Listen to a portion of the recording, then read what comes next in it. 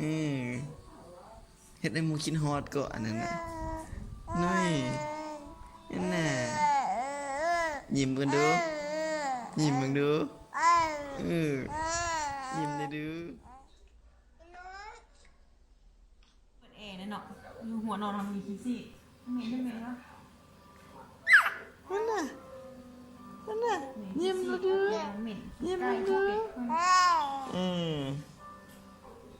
อารมณ์สดชื่นน่าจะนอนยังไม่ตายวันยังนอน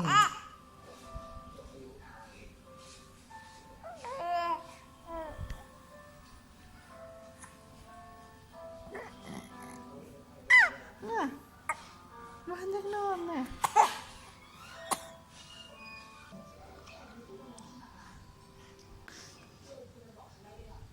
นอนวันหลับ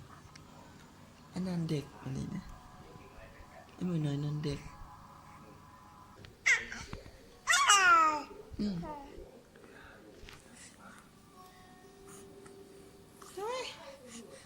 มาน้อย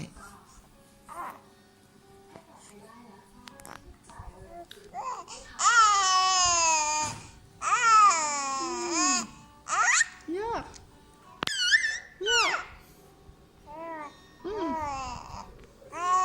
โอ้ยไม่ได้ยอกมันเก่ง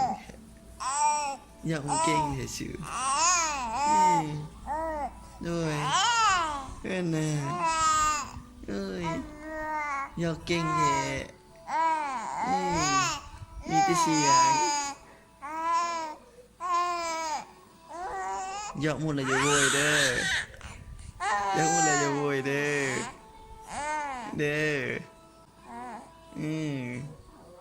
เฮ็ดให้หมูคิดฮอดก็อันนั้นน่ะน้อย